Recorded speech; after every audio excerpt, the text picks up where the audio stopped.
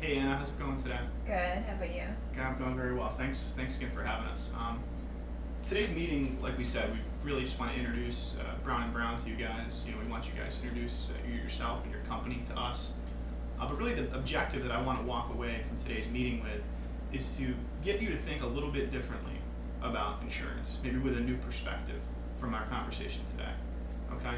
I've got an agenda here, just a couple of the topics we're going to cover. So let's get started. First off, I don't know if you're familiar with these kind of pictures. You ever been bungee jumping?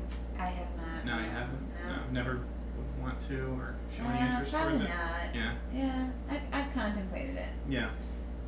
I've never been myself either. It looks, pretty horrific actually, if you ask me. But the reason I show these pictures is because bungee jumping in a lot of ways can draw a great comparison to a lot of different things. And one of the things that it really exemplifies well is insurance. Because if you think about it, the individual about to jump, he can be a great representation of your business. And the jump that he's going on off the bridge is a great example of the risks that you face every day, the little jumps that you take every day to run your business. And what's there to protect him as he falls is obviously, the bungee cord that's attached to his leg. And we'd hope that what's there to protect you is something comes up in your business and in your day-to-day would be your insurance policy, right? Now that we've established the analogy, what are some of the things that make you feel safe as you're about to plunge off this bridge here? The length and the strength of the cord. Sure, that's important, yeah. A net at the bottom. A net at the bottom, yeah. That would be nice. Screw and Yeah, those would all be great things to be there for you. Now, bungee cords are actually tested by a national agency before they even come out of the factory and before they even get on the shelf to many of these places that purchase them. Yeah, they're going to test for elasticity and torque. They're going to test how many strands need to all be worked into one and meshed in to make the cord. Which, even with that being said, you might still be a little nervous as you're about to jump, right? I think that's safe to say.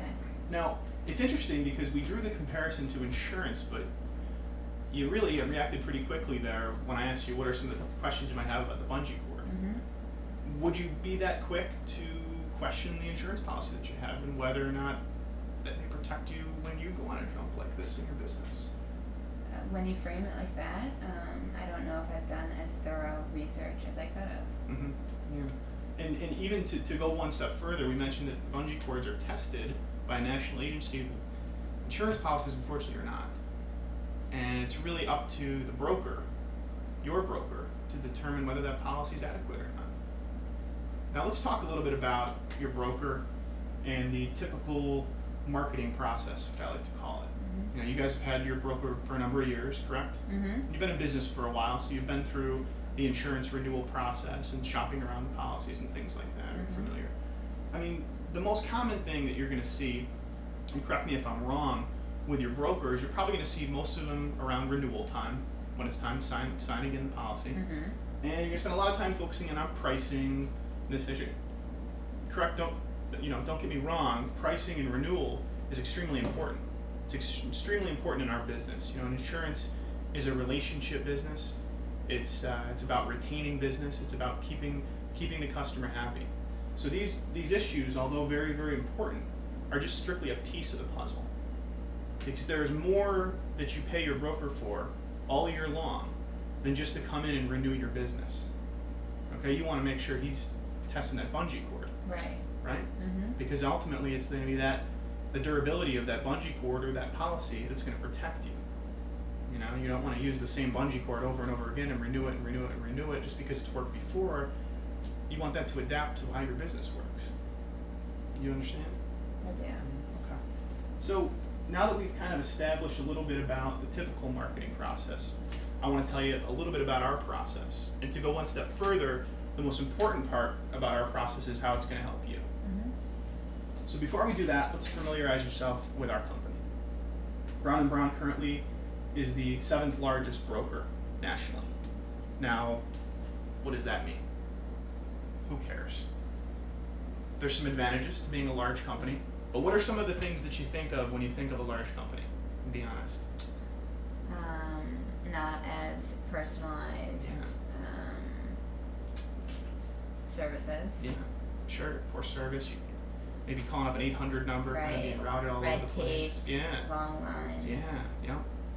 Big ivory tower off somewhere, with people making decisions. Mm-hmm. And I gotta tell you, when I first came to Brown & Brown, I had this same kind of mentality. I came from a bigger company background and had this mentality that it was this ivory tower, kind of Wizard of Oz type establishment. Mm-hmm. And I gotta tell you that I could not have been further from the truth.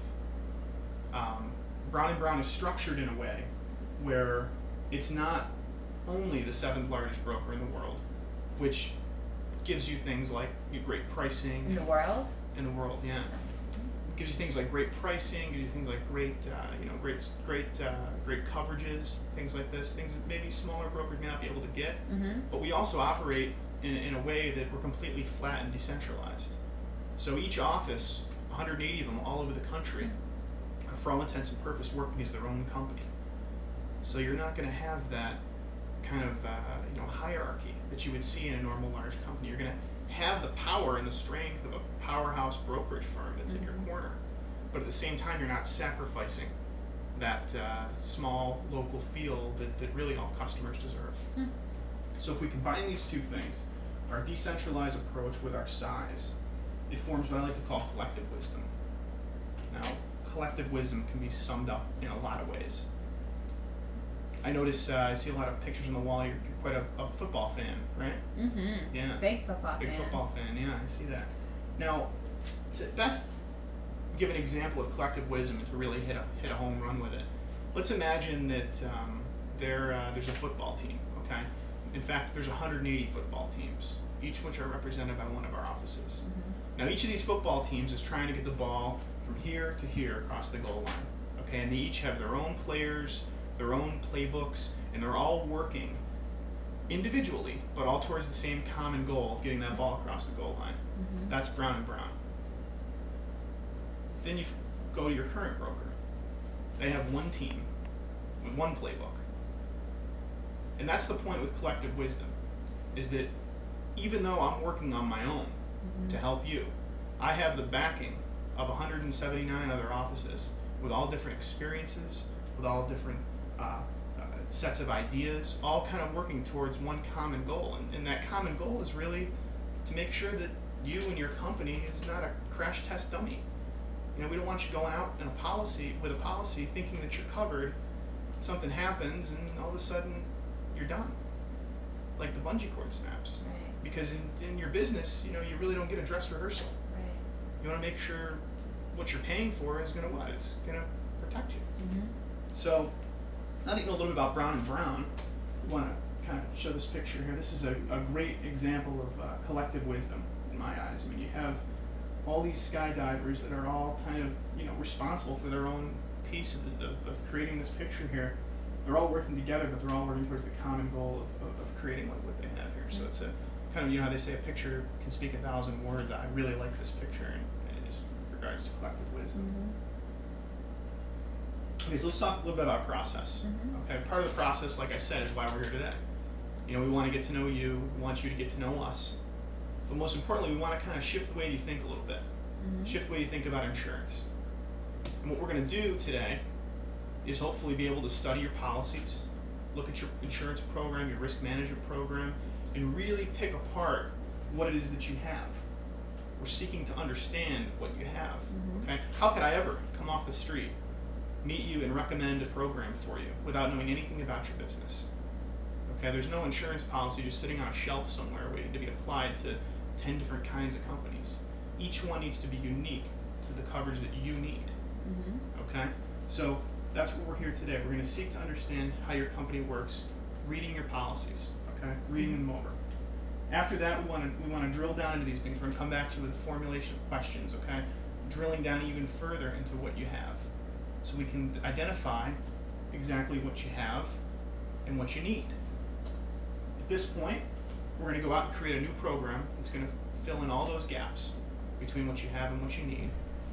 Go out to the marketplace, report these findings back to you, and deliver to you a policy that is going to protect you when you most need it. Does that sound like a plan?